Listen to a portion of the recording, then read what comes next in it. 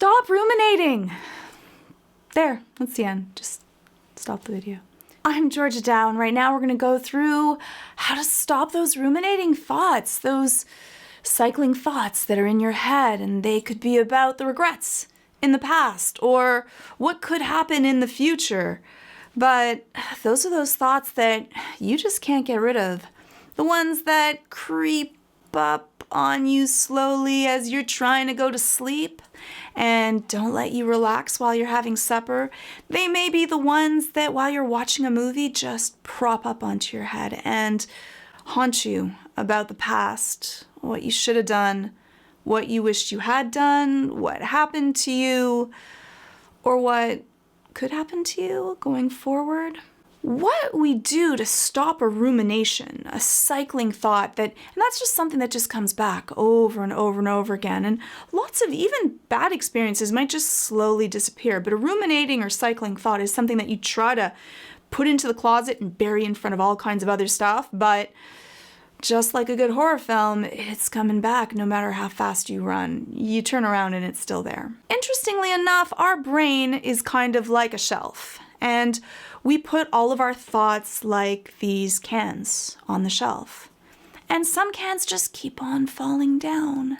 And we have to put them back. And no matter how much we don't want to think about them, the more we don't want to think about them, the more we're going to think about them. You'd think that your brain is just doing this to torture you, because it can feel like torture. But it's not. Really what's happening is that your brain actually wants to protect you. Remember, it may not always feel like it, but it's on your side. So what your brain wants you to do is these cycling thoughts are there because your brain's like, this hurt me or embarrassed me or made me angry or feel powerless or I'm worried about this. And it wants you to solve it. Just like a good horror film, we need to unmask the reason that this thought is not settled for you. The interesting thing is that we often think that the more that we think about a cycling thought, it will go away on its own. But that isn't how our memory works. We're actually making that traumatic experience stronger and more upsetting and bothersome to us. And we might be bringing those feelings back to the foreground.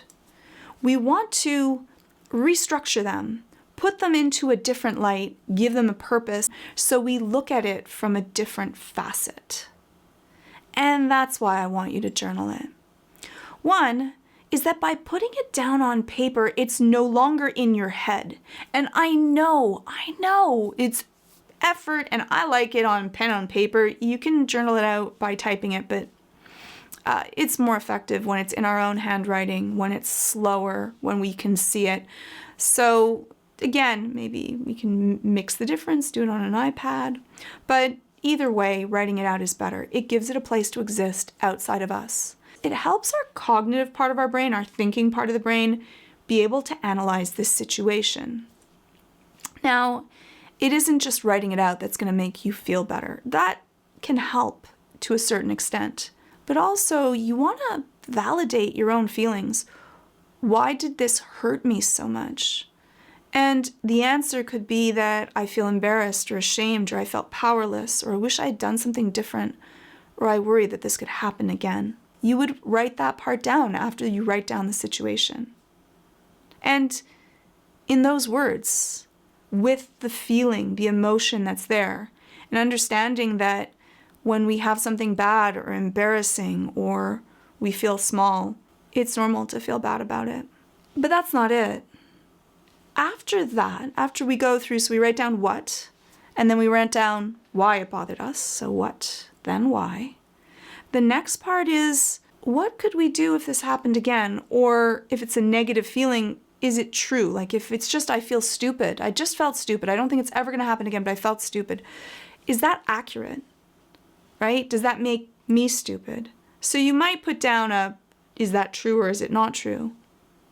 Or what you do is, you write down a solution. If I was in this situation again, I felt powerless, I felt manipulated, I felt controlled, I felt small. What would I do if I was in this situation next time, I wished that I had said A, B, and C. I wish that I had done A, B, and C. Maybe not just one solution of what I wished that I had done, but maybe 2 or 3. Because if you have learnt something from this experience, then it is not for nothing. And that will help the part of your brain that is there to protect you, the part that's causing you this anxiety, that's saying, I feel out of control and I'm going to send you adrenaline. If that part of your brain knows, I have a better solution, I am stronger, I am smarter, I have learnt from it, and I will do better, and it believes you, the child part of your brain, the emotional part of your brain, the primal part of your brain, whichever way you want to call this, truly believes that you've learnt something from this and you're going to handle it better, then why send adrenaline? You don't need to be anxious then, because you've got this. So run that situation through your head. And then, the next time that you have this same thought, remind yourself, it was bad. Validate it, understand it, but then also say, but I'm going to do better next time. I have a better plan. And that is how we get rid of cycling thoughts. Hopefully you like this video. Check out some of my others, and hopefully you'll subscribe. Take care.